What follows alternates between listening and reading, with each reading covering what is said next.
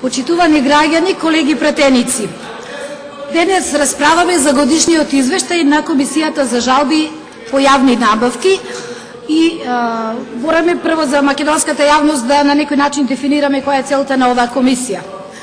Целта е објективна и брза правна заштита на постапките за јавни набавки, како во делот на договорите, така и во делот на давање на концесии и јавно-приватно партнерство. Дел од незините ингеренција и правна заштита и против решенијата на Советот за јавни набавки, кој што беше конституиран во мај 2014 година. Со ова се очекува подобар систем на јавни набавки, заснован врз принципите на конкурентност, рамноправност, транспарентност, се со цел за ефикасно користење на средствата кои се предмет за јавната набавка.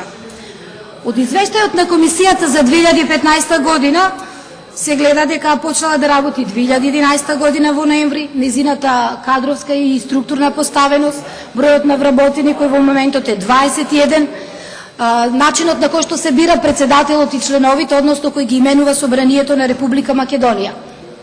Исто така, во извештајот за 2015 година видовме со колкав буџет располага комисијата и тој изнесува 15.372.000 денари, средства кои што ги добива од буџетот на Република Македонија. Од друга страна, во 2015 година, по основ надомест за водење на жалбени постапки, во буџетот на Република Македонија се слеале 10.227.043 денари. С оглед на тоа, што секоја година се зголемува бројот на јавни набавки кои што се објавуваат преку електронскиот систем за јавни набавки, се зголемува и бројот на жалбени постапки кои што ги води комисијата која ги разгледува и решава за нив. Само за информација на јавноста, во 2015 година објавени се 18.421 постапка за јавна набавка преку електронскиот систем, а вкупниот број на жалби кои што се поднесени до комисијата изнесува 626. Од нив 610 се решени, а 16 префрлени во тековната 2016 година. Незадоволните странки од одлуките на комисијата која одлучува по жалбите внеле тужби пред управниот суд, нивниот број изнесува 91 тужба и сите се разрешени. Кога го гледаме извештајот, и во делот на тужбите има пораст во однос на 2015 година. Процентуално, бројот на тужби во однос на вкупно жалбените постапки изнесува 14,92%, а 2014 година изнесува 11,48%. Во делот од извештајот на комисијата за одлуките кои се однесуваат на жалбите, бројот на уважени жалби е во пораст во однос на 2014, што значи постојат пропусти во системот на јавни набавки. 2015 година уважени се 238 жалби, а 2014 190. Тоа значи дека има зголемен број на основани жалби кои што се упатени до комисијата. Во однос на структурата на предмети според договорниот орган, најголем број на жалби се поднесени од државни органи, тоа го кажа во извештајот 354, во споредба со 231 жалба кои што се поднесени од единиците за локална самоуправа, градот Скопје и јавните предпријатија. Сега еден интересен момент во извештајот околу структурата на жалби по однос на критериум за избор, дури 575 жалби биле поднесени, кога критериум за набавка бил најниска цена, а само 10 за економски најповолна понуда. Толку во делот за извештајот. Овде својата дискусија сакам да ја надоврзам околу критериумот за избор на економски оператор според најниската понудена цена. Ова е пракса која последните години се применува при набавка на лекови во македонското здравство. Основен критериум е најниска цена. На овој начин се возможува увоз на лекови од постари генерации, лекови кои што се произведени во трети земји со сомнителен квалитет. Колеги пратеници, како држава станавме депонија на лекови со сомнително потекло. Ке ви го дадам примерот при набавката на вакцини. Тука основен единствен критериум е најниска цена. Како тогаш може да се очекува добра превенција и подигање на една здрава популација кога основниот критериум е најниска цена, а не квалитет? Истото не може, а да не се каже околу тендерите за набавка на инсулини. Тоа е тема која што ја бранува македонската јавност во последните 3 години. И овде повеќе не важи критериумот квалитет, туку најниска цена. Порано во објавувањето на тендерите се пишуваше која техничка спецификација треба да ја поседува економскиот оператор, кои квалификации и меѓународни сертификати треба да ги има за да може да увезува инсулин, бидејќи ние не го произведуваме.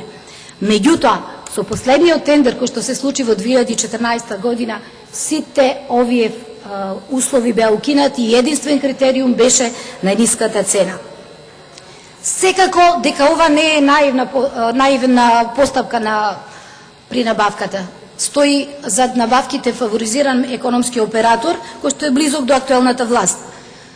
И што е најпарадоксално, недостасуваат количини на инсулин за да се преброди од еден во друг месец. Нееднаш од оваа говорница сме зборувале за притисокот кој што се врши врз докторите што го препишуваат инсулинот и со нивната немоќ да се справат со она што им представува залиха на инсулини во аптеките и она што представува медицина базирана на докази, односно тип на инсулин кој што треба да го препишат на своите пациенти. Колегите доктори многу убаво знаат дека за да се изтитрира дозата на инсулин кај еден пациент треба барем 6 месеци. А за последиците и компликациите кои што произлегуваат од несоодветниот третман не би сакала повторно да зборувам. Од друга страна и при набавката на лекови важи критериум најниска цена. На пазарот има медицински материјали, ортопедски протези, импланти, пак со сомнително потекло и со сомнителен квалитет. Во моментов е актуелна набавката на индиски леки, за чиј квалитет времето ќе покаже дали се исплатеше или не.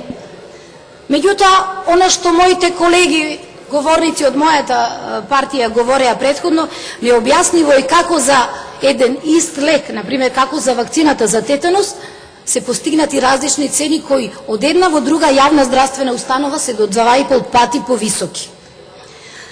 Сега околу набавките кога на тендерот се јави еден економски оператор. Во извештајот на Државната комисија за жалби по јавни набавки стои дека согласно законот за јавни набавки кога има еден економски оператор или една понуда, тогаш не може да се спроведе електронска аукција. Меѓутоа, договорниот орган треба задолжително да го покани економскиот оператор да ја понуди конечната цена преку електронскиот систем за јавни набавки. Во нашата пракса, минатата година имавме еден ваков тендер со кој беа набавени 56 биохемиски анализатори за јавни здравствени установи низ државата. Договорен орган беше Министерството за здравство, кој потоа долгот за набавката и исплатата на овие анализатори го префрли на 56 јавни здравствени установи. Она што смета во овој начин на набавка, недостасува конкурентност и неможност овде пак да се постигне не само најниска цена, меѓутоа и да се постигне економски најповолна цена. Имено, беа набавени биохемиски анализатори кои беа многу поскапи од актуелните. Од друга страна, здравствените установи беа принудени да ги користат тестовите кои што може да се користат само од таа фирма кој што ги набави анализаторите и беа по многу повисоки цени. За паралела да кажам дека тестовите за одредување на крвен шекер беа 2,5 пати поскапи од она што е редовна цена во актуелните тендери, понатаму тестовите за одредување на железо, електролити, триглицериди и така натаму.